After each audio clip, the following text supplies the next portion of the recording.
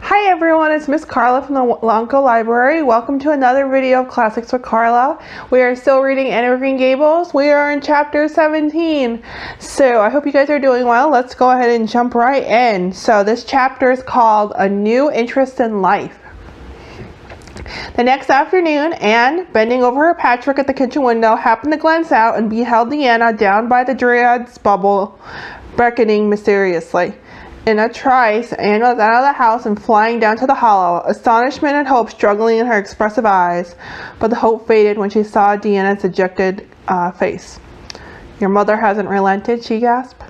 Deanna shook her head mournfully. "No. And oh, Anne, she says I'm never to play with you again. I've cried and cried. I told her it wasn't your fault, but it wasn't any use. I had ever such a time coaxing her to let me come down and say goodbye to you. She said I was only to stay 10 minutes and she's timing me by the clock." 10 minutes isn't very long to say an eternal farewell in, said Anne tearfully. "Oh, Deanna, will you promise faithfully never to forget me, the friend of your youth, no matter what dear friends may caress thee?" "Indeed I will," sobbed Deanna, "and I'll never have another bosom friend. I don't want to have. I couldn't love anybody as I love you." "Oh, Deanna," cried Anne, clasping her hands. "Do you love me?" "Why, of course I do. Didn't you know that?" "No." Anne drew a long breath. "I thought you liked me, of course, but I never hoped you loved me. Why, Deanna, I didn't think anybody could have loved me.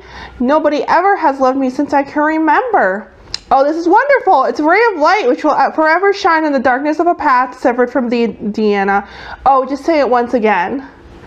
"I love you devotedly," Anne said Deanna, "and I always will, and you may be sure of that." "And I will always love thee, Deanna," said Anne solemnly, extending her hand. "In the years to come thy memory will shine like a star over my lonely life, as that last story we read together says. Deanna, wilt thou give me a lock of thy jet black tresses, and parting to treasure forevermore?" "Have you got anything to cut it with?" queried Deanna, wiping away the tears which Anne's affecting accents had caused to flow afresh, and returning to practicalities. "Yes, I've got my patchwork scissors in my apron pocket, fortunately," said Anne, and she clipped one of Deanna's curls. "Fare thee well, my beloved friend. Henceforth we must be as strangers, though living side by side, but my heart will be ever faithful to thee." Anne stood and watched Deanna out of sight, mournfully waving her hand to the latter whenever she turned to look back. Then she returned to the house, not a little consoled for the time being by this romantic parting. "It's all over," she informed Marilla. "I shall never have another friend. I'm really worse off than ever before, for I haven't Key Maurice or Violetta now. And even if I had it, it wouldn't be the same. Somehow, little girls' dreams are not satisfying after a real friend. Deanna and I had such an affecting farewell down by the spring. It will be sacred in my memory forever. I used the most pathetic language I could think of and said thou and thee. Thou and thee seems so much more romantic than you. Deanna gave me a lock of her hair, and I'm going to sew it up in a little bag and wear it around my neck all my life. Please see that it is buried with me, for I don't believe I'll live very long. Perhaps when she sees me lying cold and dead before her, Miss Barry will feel remorse for what she has done and won't let Deanna come to my funeral." "I don't think there's much fear of you dying of grief as long as you can talk, Anne," said Marilla. The following Monday, Anne surprised Marilla by coming down from her room with a basket of books in her arms and her lips primming up into a line of determination. "I am going back to school," she announced. "That is all there is left in life for me, now that my friend has been ruthlessly torn from me. In school I can look at her and muse over days departed." "You'd better muse over your lessons and sums," said Marilla, concealing her delight at the development of the situation. "If you're going back to school, I hope we'll hear no more breaking slates over people's heads and such carrying-ons. Behave yourself and do just what your teacher tells you." "I'll try to be a model pupil," agreed Anne. "There won't be much fun in it, I expect. Mr. Williams said Minnie Andrews was a model pupil and there isn't a spark of imagination or life in her. She's just dull and poky and never seems to have a good time.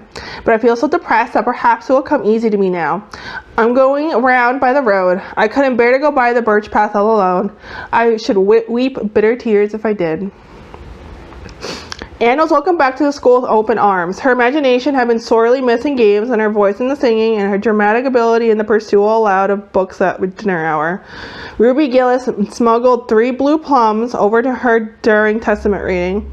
Ella Mae McPherson gave her an enormous yellow pansy cut from the covers of a floral catalog, a species of decoration much prized in Avonlea School. Sophia Sloane offered to teach her a perfectly elegant new pattern of knit lace, so nice for trimming aprons. Katie Butler gave her a perfume bottle to keep slate water in, and Julia Bell copied carefully in a piece of pale paper, scalloped on the edges, the following effusion. To Anne. When twilight drops her curtain down and pins it with a star, remember that you have a friend, though she may wander far. It's so nice to be appreciated, sighed Anne rapturously to Marilla that night. The girls were not the only scholars who appreciated her. When Anne went to her seat after dinner hour, she had been told by Mr. Phillips to sit with the model, Minnie Andrews, and she found on her desk a big, luscious strawberry apple. Anne cut it up, all ready to take a bite, when she remembered that the only place in Avonlea where strawberry apples grew was in the old Blythe orchard on the other side of the Lake of Shining Waters. Anne dropped the apple as if it were a red-hot coal and ostentatiously wiped her fingers on her handkerchief. The apple lay untouched on her desk until the next morning when little Timmy Andrews, who swept the school and kindled the fire, annexed it as one of his perquisites. Charlie Sloane's slate pencil, gorgeously decorated with striped red and yellow paper, costing 2 cents, while ordinarily pencils only cost 1, which he set up to her after dinner hour, met with a more favorable reception. Anne was graciously pleased to accept it and awarded the donor with a smile which exalted with that infatuation youth straight away into the 7th heaven of delight, and caused him to make such fearful errors in his dictation that Mr. Phillips kept him in after school to rewrite it. But as the Caesar's pageant shorn of Brutus's bust, did but of Roman's best son remind her more. So the marked absence of any tribute or recognition for Deanna Barry was sitting with Gertie Pye, embittered Anne's little triumph. Deanna must have just smiled at me once, I think, she mourned to Marilla that night. But the next morning, a note most fearfully, wonderfully twisted and folded in a smart parcel were passed across to Anne. Dear Anne, Mother says I'm not to play with you or talk to you even in school. It isn't my fault, and don't be cross with me because I love you as much as ever. I miss you awfully to tell all my secrets to, and I don't like Gertie Pye one bit. I made you one of the new bookmarkers out of red tissue paper. They're awfully fashionable now, and only 3 girls in school know how to make them. When you look at it, remember your true friend, Deanna Barry. Anne read the note, kissed the bookmark, and dispatched a prompt reply back to the other side of the school. My darling Deanna, of course I'm not cross at you because you have to obey your mother. Us spirits can commune. I shall keep your lovely present forever. Minnie Andrews is a very nice little girl, although she has no imagination. But after having been Deanna's bosom friend, I cannot be Minnie's. Please excuse mistakes because my spelling isn't very good yet, although much improved. Yours until death do us part, Anne Shirley. P.S. I shall sleep with your letter under my pillow tonight. Marilla pessimistically expected more trouble since Anne had begun to go to school, but none developed. Perhaps Anne caught something of the model spirit from Minnie Andrews.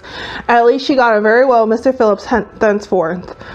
She flung herself into her studies, heart and soul, determined not to be outdone in any class by Gilbert Blythe. The rivalry between them was soon apparent. It was entirely good-natured on Gilbert's side, but it is much to be feared that the same thing cannot be said of Anne, who had certainly an unpraiseworthy tenacity for holding grudges. She was as intense in her hatreds as in her loves. She would not stoop to admit that she meant to rival Gilbert in schoolwork, because that would have been to acknowledge his existence, which Anne persistently ignored. But the contest was there, and honors fluctuated between them. Now Gilbert was the head of the spelling class. Now Anne, with a toss of her long red braids, spelled them down. One morning Gilbert had all his sums done correctly and had his name written on the blackboard on the roll of honor. The next morning Anne, having wrestled wildly with decimals the entire evening before, would be first.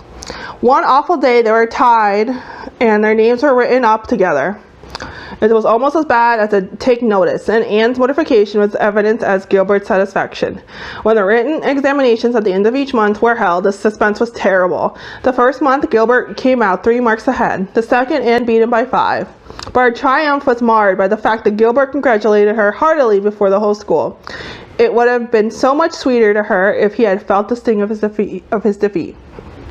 Mr. Phillips might not be a very good teacher, but a pupil so inflexible, determined on learning as Anne could hardly escape making progress under any kind of teacher. But at the end of the term, Anne and Gilbert were both promoted into the 5th class and allowed to begin studying the elements of the branches, by which Latin, geometry, French, and algebra were meant. In geometry, Anne met her Waterloo. "This is perfectly awful stuff, Marilla," she groaned. "I'm sure I'll never be able to make head or tail of it. There's no scope for the imagination in it at all. Mr. Phillips says I'm the worst dunce he's ever saw at it. And Gil, some of the others are so smart at it. It's extremely mortifying, Marilla. Even Deanna gets along better than I do. I don't mind being beaten by Deanna. Even although we meet as strangers now, I still love her with such a love. It makes me very sad at times to think about her. But really, Marilla, one cannot stay sad very long in such an interesting world, can one?" So that's the end of that chapter. Well, it looks like Anne is doing better in school. I'm not sure for the right reasons, but she is doing better. So that's good. Alright guys, that's the end of this video. So tune in Monday, Wednesdays at noon for another video, another chapter. And I'll see you guys later. Bye!